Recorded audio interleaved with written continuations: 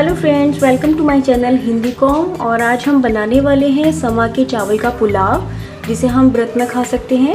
ये हम तैयार करेंगे समा के चावल से, जिसको हम व्रत के चावल भी कहते हैं। तो चलिए देखते हैं हमें किन किन चीज़ों की ज़रूरत पड़ेगी समा के चावल बनाने के लिए। यहाँ हमने लिया हुआ है एक आलू, जिसे हमने छीलकर कट कर लिया है। इसके साथ मसाले में हम लेंगे सेंधा नमक, व्रत का नमक जिसे कहते हैं। इसके साथ में करीब 1 चम्मच मैंने ले रखी है यहाँ पर काली मिर्च, और उसके साथ में जीरा। और इसके साथ में हमने लिया हुआ है एक मीडियम साइज़ का कटा हुआ टमाटर। अगर आप व्रत में और सब्जियाँ भी खा सकते हैं तो आप इसमें मटर, बीन्स या जो सब्जियाँ भी आप खाते हैं व्रत में उनको इसमें डाल सकते हैं। ये पुलाव बहुत ही ज़्यादा टेस्टी बनेगा। इसके साथ में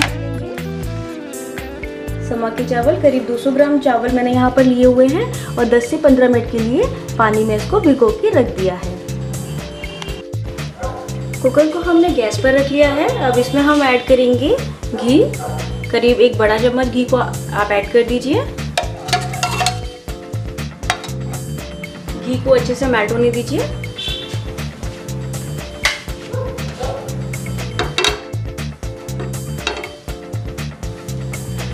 घी अभी अच्छे से गर्म हो गया है। इसमें हम ऐड करेंगे जीरा।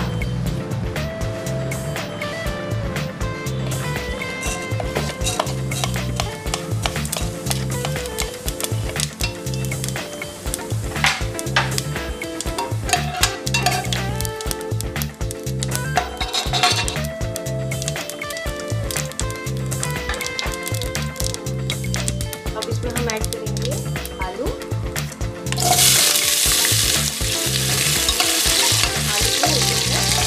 अच्छे से हम फ्राई कर लेंगे। आलू अच्छे से फ्राई हो गए हैं। इसमें ऐड करेंगे अब टमाटर।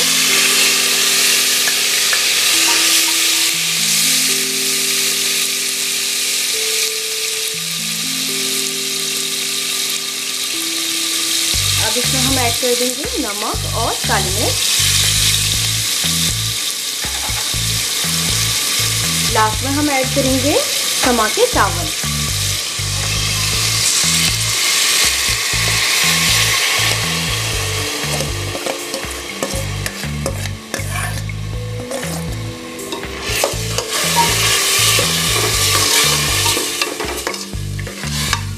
अब इसमें हम ऐड करेंगे पानी।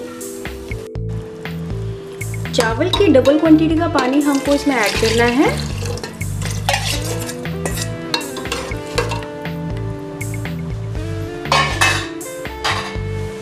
अब इसको हम ढक्कन बंद करके 1 विसल आने से पहले ही भाप में अच्छे से पका लेंगे।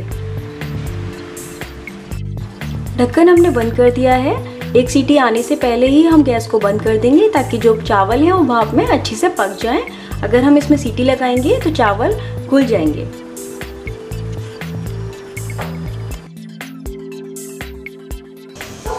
करीब 5 मिनट के बाद हमने गैस को बंद कर दिया है। चावल हमारे पक चुके हैं, लेकिन अभी हम कुकर का ढक्कन नहीं खोलेंगे। इसको हम 5 मिनट के लिए ऐसे ही छोड़ देंगे और उसके बाद इसे सर्विंग प्लेट में सर्व कर लेंगे।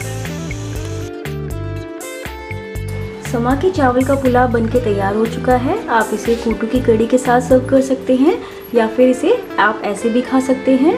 अगर आपको मेरी वीडियो पसंद आई हो तो प्लीज़ आप मेरी वीडियो को लाइक करें और इसके साथ में मेरे चैनल हिंदी कॉम को सब्सक्राइब करें। Thank you.